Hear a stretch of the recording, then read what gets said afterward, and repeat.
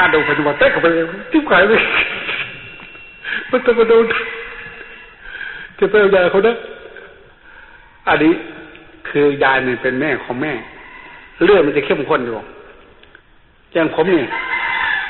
เขาจะตัวอย่างหนึ่งที่ผมต้องบวชยายของผมไม่ใช่ยายนะยิ่งกว่าอย่างแม่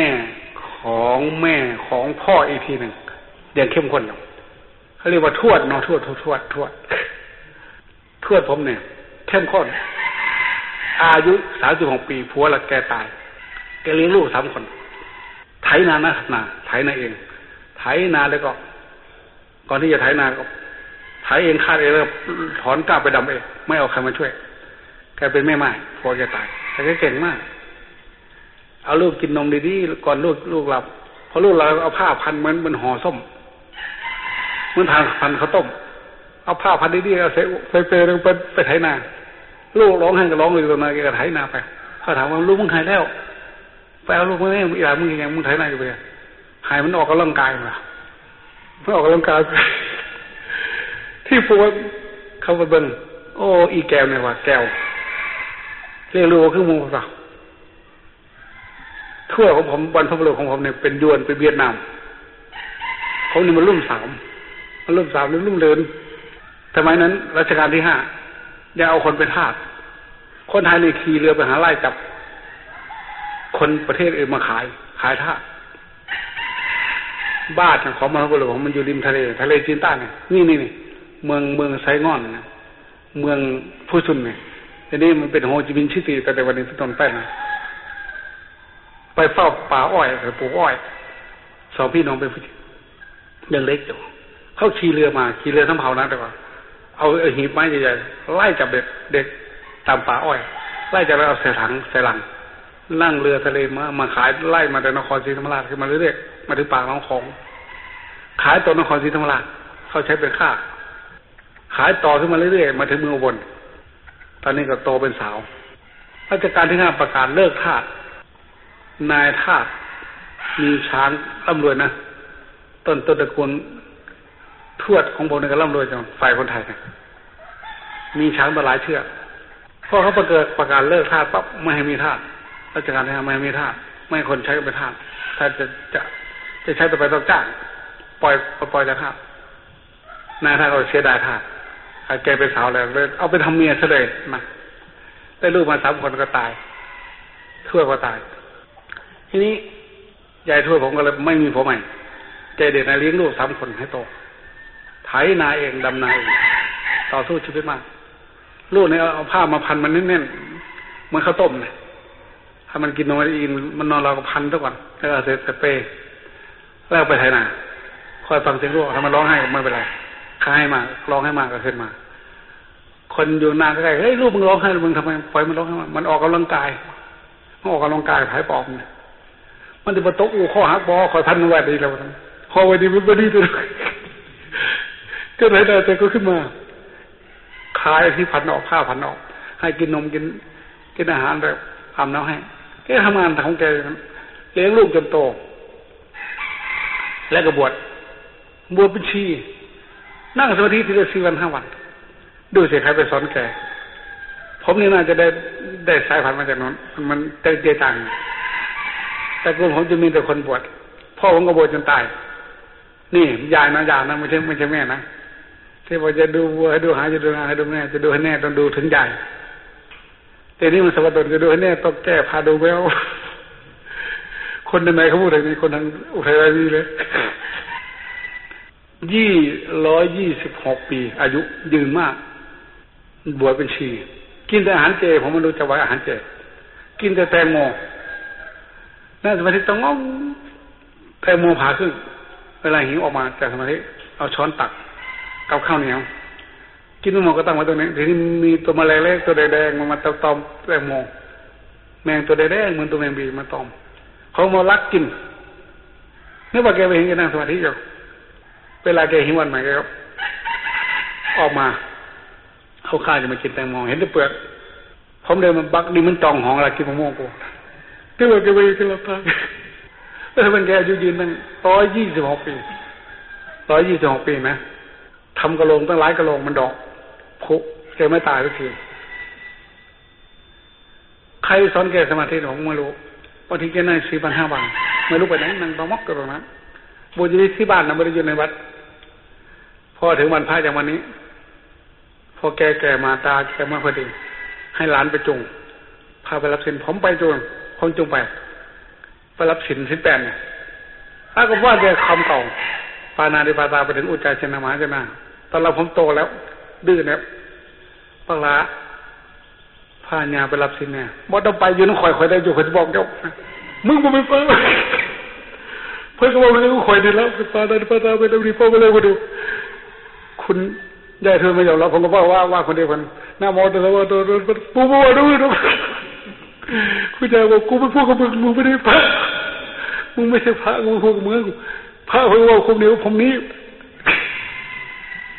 เป็นได้เพราะอะไรได้เพราะยายพายายไปทุกวันพอยายกินข้าวผมก็นั่งยาถาวารีไว้เขาเราเองมึงยังบอกอยู่ดีนะที่พาไปที่กินข้าวไปไว้ที่ตัวเจ้าก็บอกว่าไปวัดทวนไปกับยายเมื่อจ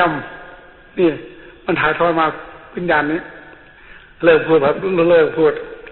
เรื่องของตัวเองพูดเรื่องคนอื่นว่ากันได้พระนเรศวรมหาราชทำไมยังต้องเก่งก่อบ้านกู้เมืองได้ถูกจับมาเป็นเฉลิมศึกตั้ง11 ปีเก่งเพราะอะไรเก่งเพราะสายเลือด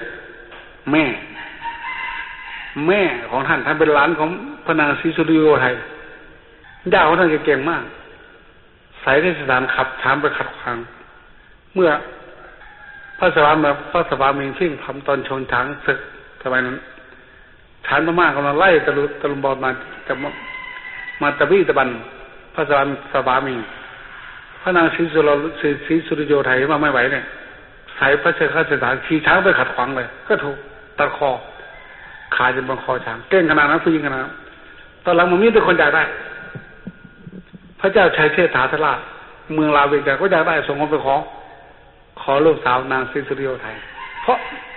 ต้องการแนวดีนะแนวดีนะจะได้แม่ดีนะถ้ามากกว่ามาอย่างยกมาทานาโนมอบให้ชัยเชษฐาจะเอามาถวายยกมาพม่ามาแยกต่างหากใครก็อยากได้แม่ดีๆอย่างนั้นทีนี้หลานนี่พระนเรศวรกับเอกาทัศรกสองพี่น้ององค์ละองค์เขานะถูกจับไปเป็นเฉลิมศึกยังเพราะว่าตั้ง11 ปีมันต้องพูดภาษาพม่าเป็นถึงนะเพราะได้11 ปีพอกลับมาถึงบ้านทำไมเขาจะปล่อยกลับมาเขาจะมาเอาพี่พระเพื่อนพระแพงไปเป็นตัวประกันไอ้ตัวน้องมันผู้ชายเนี่ยจับไว้ก่อนตอนนี้เอาน้องไปกับคืนไปแล้วพี่มันถ้ามันยิ่งยักษ์ขนุนจะฆ่าพวกนี้เป็นตัวประกันเขารู้จักนี่คนเรียกว่าคนในยุทธสงครามสมัยโบราณแต่เอาเจ้าองค์ดาวองค์ขาวสองพี่น้องมากับคืนเอามาแลกเอาพี่สาวมาอัน2 ตัวนี้เราทำตรงนี้ไม่ได้วาดตัวก็ไม่เป็นไรตัวเนาะเธอตัวในคนแล้วพอกลับไปถึงบ้านยังไม่ถึงบ้านไปถึงพระเถระขันทองพระเถระองค์นั้นเป็นหมอดูนะชื่อว่าขันทองขันดูลายมือดูอะไรต่ออะไรดูโง่เฮงพระราชดูโง่เฮงภาษาบาลีเรียกว่าทัศกิวันนาราลักษ์ดูลักษณะคนเพราะฉะนั้นดูโง่เฮงดูหน้าดูตาดูจมูกดูปากดูคางดูหูโอท่านทั้งสองปัจจุบัน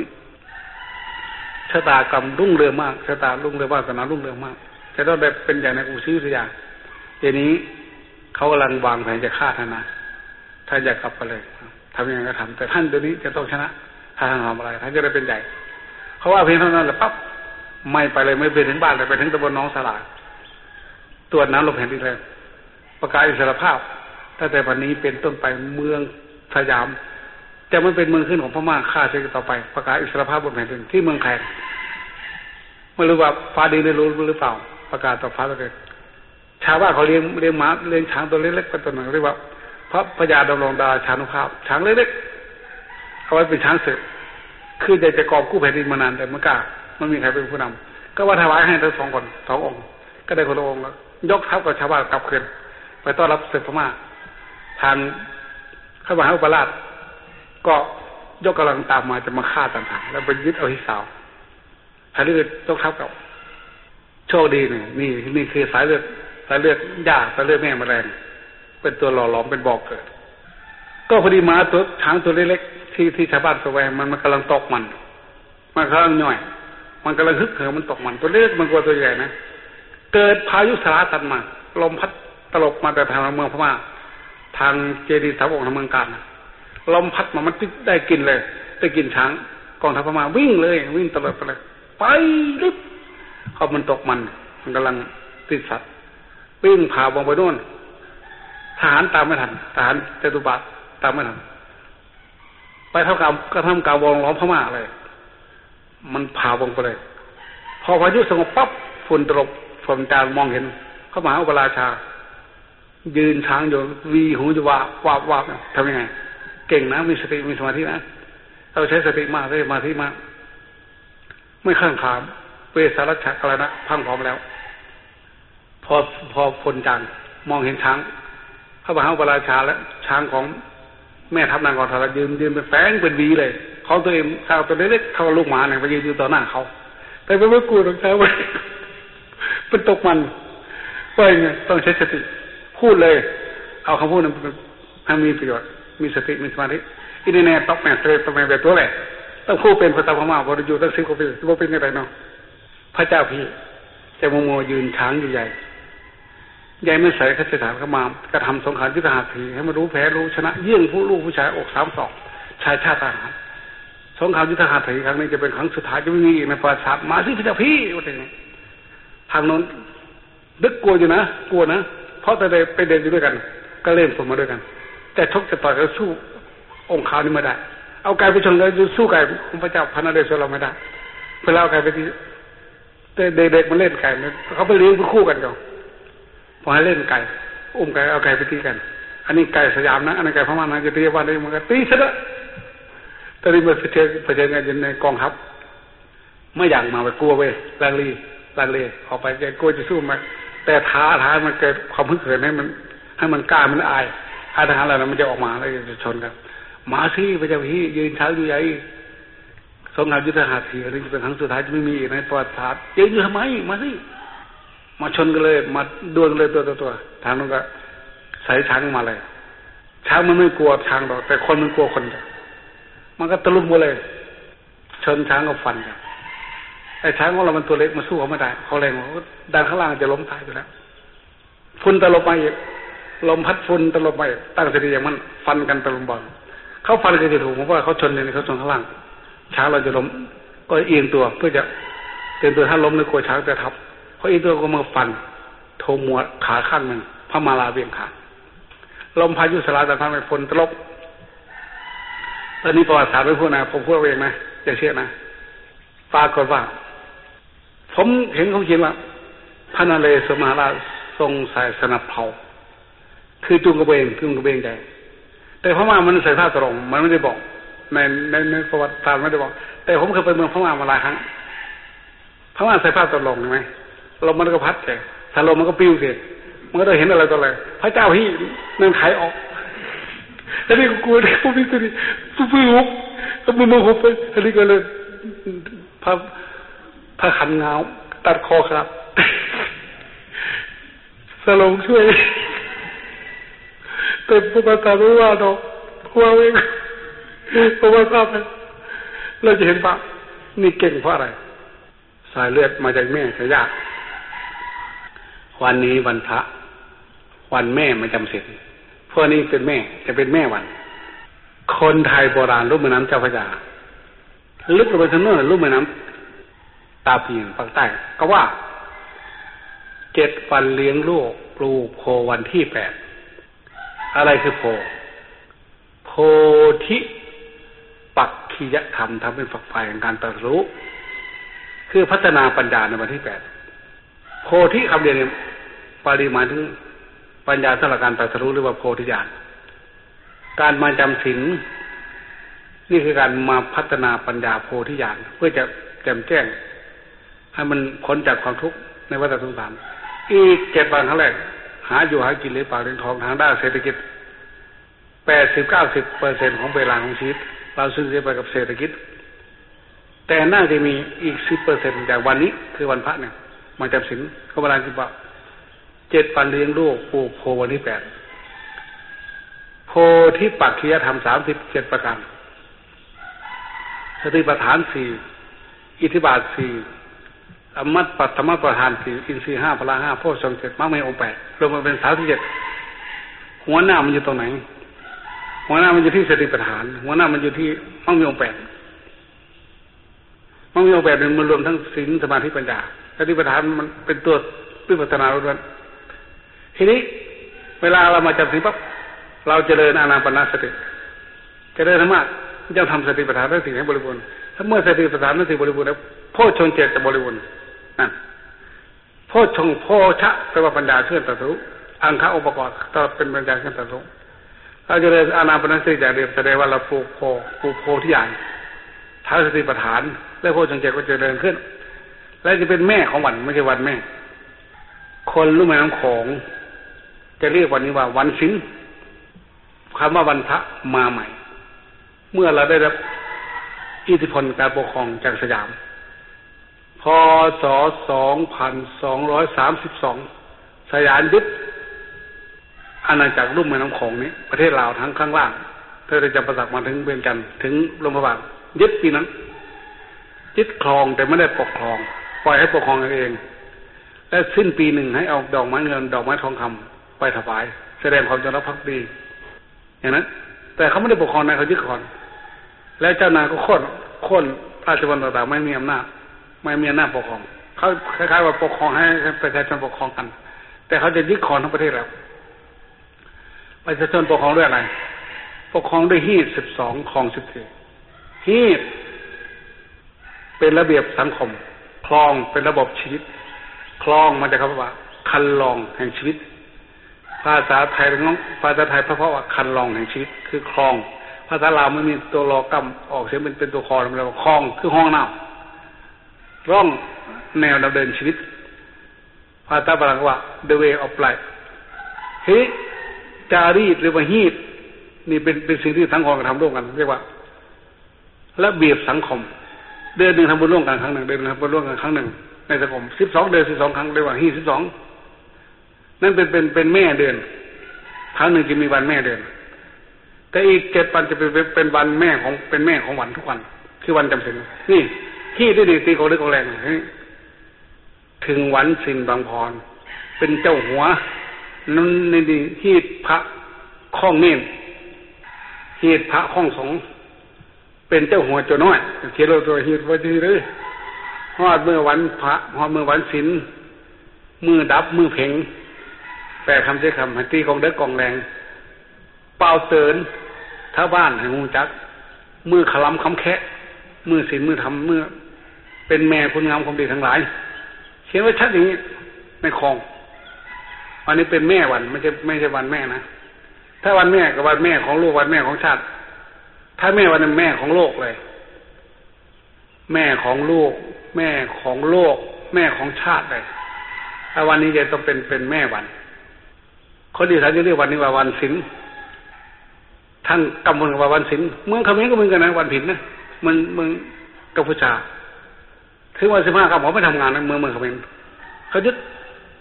เขาเดินมาไปอยู่เมืองเขมรมาก่อนไปหลายแห่งแต่ก่อนเราพัฒนาเขมรเก่งเลยถ้าบุญจะว่าเป็นลูกเขยเมืองกัมพูชาแล้วนะทราบว่าปันเวลาแล้วโอ้เราออกซากัมพูชาอยู่ปัจจุบันมือตะกุไปจุ้งบังสันโอ้เนียงเอ้ยอยู่บนวัน15 ค่ำเนี่ยวันไปหาบังสันโอ้นะผู้สาวก็ไปเบียดไปทำไมตรงหน้ายึดงานก็ว่ากลัวจะบ่าวกูจะไปตีงัวตีควายสมัยก่อนมันใช้งัวตีควายเมืองนี้เหมือนกันมวยมือคล้องแต่หัวหำตีคืนคล้องแต่หัวหำตีกองเด็กมืออื่นเป็นบ้านสินเวียกเข้าเศร้าไว้คนนะมาให้เรียกเลยญาสิภาพไปบ่ายญาคู่สังขละไปตักบาตรยานน้ำฟังเจ้าเทศนาครบไหวเป็นศีลตักบาตรยานน้ำเป็นทานฟังเจ้าเทศนาเป็นภาวนาทานศีลภาวนาครบเพราะว่าภาวนาเป็นพัฒนาฟังเทศเป็นการพัฒนาปัญญาให้เกิดจิตใจมืออื่นเป็นบ้านศีลเวียงเข้าเศร้าไว้ญาสิภาพไปบ่ายการไปกราบไปไหว้เป็นศีลเป็นกลุ่มของเขาศีลด้วยว่าปัจจัยนะไม่บุญที่จะเกิดมาจากประพฤติตนอ่อนน้อมถ่อมตนอันนี้พฤติกรรมนี้เป็นเรื่องของศีลแล้วก็เวรยาวัจจะใหม่ขวัญกิจกรรมมันเป็นบุญคือช่วยเหลือซึ่งกันและกันไม่ศีลที่ใดเป็นพฤติกรรมทางศีล แต่การฟังธรรมการแสดงธรรมกันเป็นพฤติกรรมของกลุ่มภาวนาเพื่อพัฒนาพอถึงวันนี้ปั๊บจะถือว่าเป็นวันศีลเลยบอกชัดว่าวันศีลเมื่อเป็นวันศีลเบียกห้องเศร้าไหวญาสิภาพไปไหวญาคู่ไปทั้งกลาดไปตักบาตรยามน้ำฟังเจ้าเทศนาหนังสือญาสอนหลานใบลานอักษรตัวธรรมในลุ่มน้ำคลองในทางเมืองในเรื่องอักษรตัวเมืองอ่านได้แต่ใครอ่านตัวธรรมที่เรียกไปอ่านตัวเมืองเรื่องได้มันวัฒนธรรมมาเดียวกันทำไมจะเรียกว่าวันศีลนี่คือแม่วันศีลเป็นแม่อาทิสีรังปฏิฐาจะกัลยาณานันจะมาตุกังสัพพะมุขังสัพพะธรรมสัพพะธรรมานังสัจมาสีรังวิโสทะเจคำนี้เป็นคาถาดีเราได้ยินคำนี้เมื่อเวลาเรารับศีลพระจะบอกสิเลนะสุขติยันติสิเลนะโภคตัมปทาสิเลนะนิพุติยันติตัสมามาถึงสัจมาสีรังวิโสทะเจอันนี้เขาเป็นแม่มันก็ว่าอาทิสีลังปฏิฐาจะกัลยาณานันจะมาตุกังปะมุขังสัพพธรรมานังสัสมาสีลังวิโสทะเยศีลนี้เป็นเบื้องต้นเป็นที่ตั้งเป็นบ่อเกิดเป็นมารดามารดาคือแม่ของกัลยาณธรรมของคุณของความดีทั้งหลายและศีลนี้เป็นประมุขของธรรมทั้งปวงประมุขขังสัพพธรรมมานังแต่สมาธิเราเป็นโซ่ทะเยวศีลนี้เป็นประมุขของธรรมทั้งปวงเพราะฉะนั้น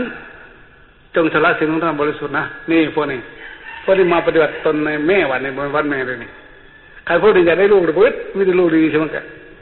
เขาจะเล่าความหนึ่งให้ฟังแต่ก่อนเรียนอยู่วัดนิเพศพระองค์หนึ่งท่านมาบวชไปขอผู้หญิงไว้แล้วมาบวชมันดีหลายอย่างนะแต่ก่อนเนี่ยคนโบราณจะให้เราบวชนะถ้าลูกไปบวชตอนไปเป็นพ่อแม่ก็หวังใจไว้ว่าเมื่อพ่อตายแม่ตายให้ลูกบวชจูงพ่อได้จูงพ่อจูงแม่ขึ้นสวรรค์ผมอยากจะบอกว่าบวชจูงก็ดีอย่างหนึ่งความจริงเนี่ยพ่อแม่ตายจูงลูกเขาวัดลูกคนตายบนอาหารเป็นจูงเนี่ยจูงง่ายที่สุดในโลกคือจูงคนตายจูงวัวจูงควายจูงยากจูงคนตายจูงยังไม่เท่ากันยังไม่เท่ายังไม่แรงไปยังไม่จูงไปเผาก็ไปจูงเจ้าสิไปบอกจูงไปบอกว่าจะเป็นตนอะไรดีบอกจูงไปจุดไปเผาก็ไปจูงคนตายพอได้จูงก็ไปแต่จูงง่ายที่สุดในโลกคือจูงคนตายแต่พ่อแม่นั้นหวังว่าให้โลกจูงเมื่อตายให้บวชจูงความจริงพ่อแม่ฝากใจวิญญาณเพื่อจูงใจลูกเขาสวัสดิ์ให้รู้จักบาปบุญคุณโทษบางคนบอกจูงใจไม่สึกอะไรก็มีได้เป็นเจ้าวาดเลยทีนี้ถ้าตอนไปเป็นเนี่ยบวชปั๊บมันจูงจริงๆไม่ใช่จูงโดยพ่อและแม่จูงหมดใครมาเกี่ยวข้องถ้าใครมีเป็นพระหนุ่มมีแฟนเป็นสาวๆประเด็นจูงแฟนเขาวัดด้วยคิดถึงหลวงพี่คิดถึงแฟนก็คือคิดถึงพระอยู่ในวัดเลยพอคิดถึงพระก็คิดถึงที่อยู่ของพระคือวัดจะต้องไปวัดก็ไปเห็นพระแต่ก่อนแต่แฟนยังไม่ได้เคยบวชไม่เคยคิดถึงพระไม่เคยคิดถึงวัดตอนนี้คิดถึงเธออยู่ทุลมหายใจได้อยู่ที่พ่อแม่ได้ดีบวชดีๆเด้อพ่อแม่ของเราเมื่อมีลูกบวชแต่ก่อนวันคืนผ่านไปเป็น100 วันเท่านั้น100 วันพันมือแสนมือกายกรรมแต่ตะกายพ่อแม่เราไม่เคยคิดถึงวัดเลยก็มีไม่เคยคิดถึงพระเลยแต่พอลูกมาบวชปั๊บฝนตกฟ้าร้องขึ้นมาเกินป่านนี้ลูกเราลูกพระเราอยู่ยังไงเนาะกุฏิหลังน้อยๆอยู่ในกระท่อมวัดแต่สิขาไม่ด้วยแต่หัวเลยนอนยังไงเนาะคิดได้ไหมคิดถึงเรื่องก็คือคิดถึงพระแต่ว่าไม่เคยคิดถึงพระจักเดียวฝนตกฟ้าห้องน้ำออกแกงห้อยเขาได้แต่พระที่อยู่ไม่เคยคิดถึงพระจักเดียววันนี้คิดถึงพระเมื่อคิดถึงพระอะไรก็คือคิดถึงที่อยู่ของลูกคือวัดแต่ก็10 วัน100 วันก็ไม่เคยคิดถึงวัดตอนนั้นโอ้ยแจ้งมาได้อย่างน้องไปวัดน้องเพราะว่านั่นจูงใจนะไหมแต่เรานำไปวัดถ้าเห็นลูกมาบิณฑบาตสงบเป็นอย่างงดงามเยื่องซ้ายย้ายขวาคูเจ็บก้นเงยสินิทางเตระทาลาวะอโหสิอิริยาปโทอิริยาบถละมุนละไมเหมือนน้ำมันเหลวไหลออกจากปากภาชนะเริ่มใส่อย่างนี้โอ้เห็นลูกสงบเสงี่ยมสำรวมอินทรีย์เดินไปบิณฑบาตอ่อนซ้อนกราบลูกก็ได้ไหว้ลูกก็ได้ใครซิกออกไปแล้วก็ไหว้เลยพวกกราบก็ดีใจปลื้มใจให้คนอื่นเขากราบเขาไหว้นี่คือจูงใจพ่อแม่เข้าวัดในที่สุดก็มาหาลูกก็มาวัดก็มาเห็นพระวันดีคืนดีก็ได้ฟังเทศน์ จากครูบาอาจารย์ที่วัดบ่เคยได้ฟังยังเธอได้ฟังบ่อยากฟังได้ก็พอได้ฟังอะไรหูบ้านได้หนวฟังมาแล้วจะจากบาปจะบุญเนี่ยกูจะบวชเพื่อเรื่องอะไรวะให้มันพญาวานแล้วบวชแล้วรู้แล้วบวชก่อนดีเรียนต่อยเนี่ยบวชว่าจะทราบปีเลยคือที่พ่อทราบพอดีจุงพ่อจุงแม่เลยดิพ่อเบิกปันปฏิบัติธรรมไปหาพ่อหาแม่เชิญพ่อเชิญแม่ไปปฏิบัติธรรมแม่ไม่มาแม่บอกค่าขายของหาเงินส่งน้องหรือส่งเล่นเลยจะได้เมื่อไรจากบาทไม่ว่าคอยได้ยกมือเลยว่าคอยแต่ยกมือเลย200 บาทจะไปต้องคอยว่าไปปฏิบัติธรรมเรามาได้ด้วยจูนี่พ่อแม่ไปแล้วก็หายดีพ่อแม่ก็ได้มาพี่ก็เลยได้มาพ่อแม่ก็ได้มาเอาไปว่าพอบวชได้แบบโอ้ยจะบวชนั่นเองจอยดอยเด้อจริงมันดีเว้ยน่ะได้บวชที่นั่นละจุกได้พวกซึ่งมันดีจุกจริงได้ทั้งที่พอมาจับสินแม่มันจับสินตีละครั้งมั่งพอแม่มานั่งสมาธิตลาดลูกจะโก้ไปพามันเป็นใจอ่านเนาะอันนี้พ่อแม่มันจุงลูกไงไม่กระตือรือร้นพูดดีนะนี่คือวันแม่วันนี้แม่วันทบทวนเข้าใจหน่อยแม่วันคือวันอะไรวันศีลทำไมจึงว่าวันศีลวันแม่อธิสีหลังปฏิฐาจะกัลยาณานันจะมาตุกังปมุขขังสัพพธรรมานังตัสมาสีหลังวิโสทะเยศีลนี้เป็นเบื้องต้นเป็นที่ตั้งเป็นบ่อเกิดเป็นมารดาแห่งคุณงามความดีแห่งกัลยาณธรรมทั้งหลายเพราะฉะนั้นถ้าวันแม่มันมี365 วันจะมีวันเดียวถ้าแม่วันมันจะมีทุก7 วันเอาแค่นี้เนาะแต่เวลาแล้วพอพอได้จบกันเลยอย่างนี้ขอความเจริญงอกงามในอริยะยธรรมแห่งพระสัมมาสัมพุทธเจ้าและสัมมาปฏิบัติทำเจริญรุ่งเรืองขึ้นในจิตในใจของเราทั้งหลายโดยทั่วกันทั่วโลกทุกท่านทุกคนเถิด